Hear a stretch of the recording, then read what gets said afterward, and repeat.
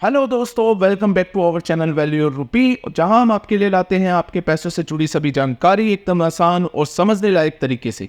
मेरा नाम सचिन है और आज हम बात करेंगे उन सपनों की जो हमने और आपने मिलकर देखे हैं, करोड़पति बनने के सपने। जी हाँ, सही सुना आपने, वही सपने जिन्हें हम सब ने यूट्यूब के किसी वीडियो या फिर किसी एडवर्टीजमेंट को देखकर देखा है कि 1000 रुपये की SIP करके करोड़पति बने या फिर 20,000 रुपये की सैलरी वाले SIP करके करोड़पति बने। तो अब मैं आपको एक कहानी सुनाता हूँ, जो कहानी है मेरे एक फ्रेंड की, जिसका नाम राहुल है, जो एक नॉर्मल जॉब करता है। तो राहुल का सपना था कि वो अपनी फैमिली के लिए एक सेफ और सिक्योर फ्यूचर बना सके, और इसी सपने को पूरा करने के लिए उसने किसी की एडवाइजरी पे SIP में इन्वेस्टमेंट शुरू किया। लेकिन राहुल ने कुछ ऐसी गलतियां की जो शायद हम कभी ना कभी ये कर चुके हैं, और इन्हीं गलतियों ने उनके सपने को चकनाचूर कर दिया।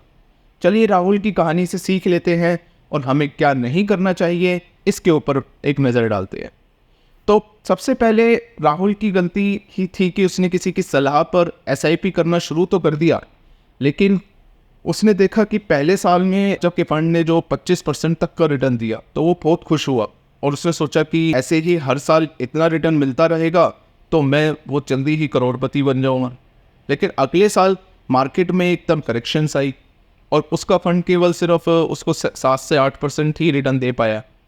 तो राहुल को वहाँ से बहुत ही निराशा मिली। तो राहुल की गलती ये भी थी कि उसने एक शॉर्ट टर्म के अच्छे रिटर्न्स को देखकर ये सोच लिया कि यही रिटर्न्स उसको लॉन्ग टर्म में भी मिलेगा। तो हकीकत ये है कि मार्केट की वॉलेटिलिटी, रिसेशन और अदर इकोनॉमिक फैक्टर्स आपके रिटर्न्स को इफेक्ट कर सकते हैं। इसलिए दोस्तों, हमेशा रियलिस्टिक एक्सपेक्टेशंस देखें और समझे कि मार्केट का परफॉर्मेंस साल दर साल बदलता रहता है। तो मार्केट में अप्स एंड डाउन्स हमेशा आते ही रहते हैं। अब बात करते हैं उसकी दूसरी सबसे बड़ी गलती की, कि उसने जब अपने फंड में उसको कम रिटर्न मिला तो उसने बार बार जल्दी फंड को बदलना शुरू कर दिया।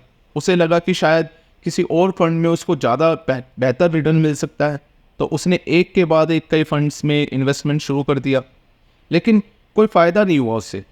इससे उसका फोकस डिसिप्लिन में इन्वेस्ट करने का बिल्कुल भी नहीं रहा, बल्कि फंड बदलते रहने से उसका जो इनडिसिप्लिन आया उससे उसका रिटर्न्स और भी मिनिमाइज हुआ।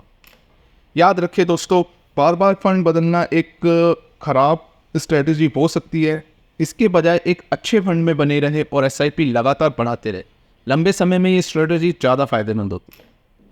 तो उसकी अब आगे बात करते हैं उसकी एक और गलती की जो उसने की थी, कि सेट एंड फॉरगेट अप्रोच। उसने SIP तो शुरू कर दी, लेकिन फिर कभी अपने इन्वेस्टमेंट की उसने रिव्यू नहीं किया। उसे लगा कि SIP सेट कर दी है, अब सब ठीक है। लेकिन दोस्तों, इन्वेस्टमेंट में सेट एंड फॉरगेट वाला तरीका काम नहीं आता है। हर 6 से 12 महीने में आप अपने पोर्टफोलियो को रिव्यू करें और SIP के अमाउंट को बढ़ाने की कोशिश करें, और आप देखोगे कि उसमें की एसेट एलोकेशन सही है या नहीं है। ये बहुत इंपॉर्टेंट है।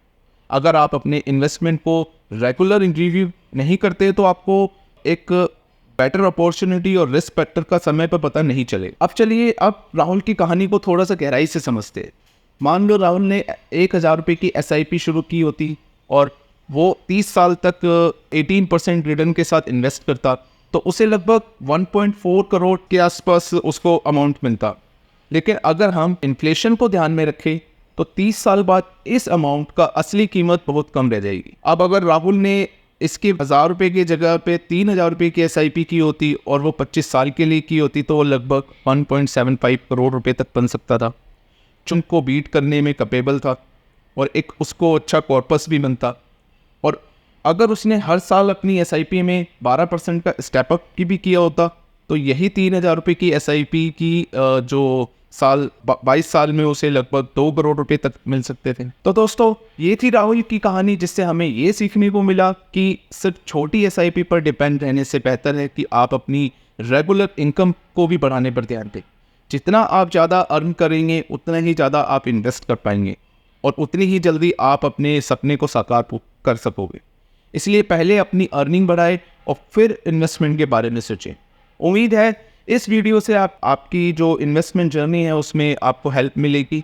अगर आपको ये कहानी पसंद आई हो तो हमारे चैनल को लाइक, सब्सक्राइब और हमारे चैनल के बेल आइकन को ज़रूर दबाएं ताकि आपको हमारे नए आने वाले वीडियोस की नोटिफिकेशन सबसे पहले मिले।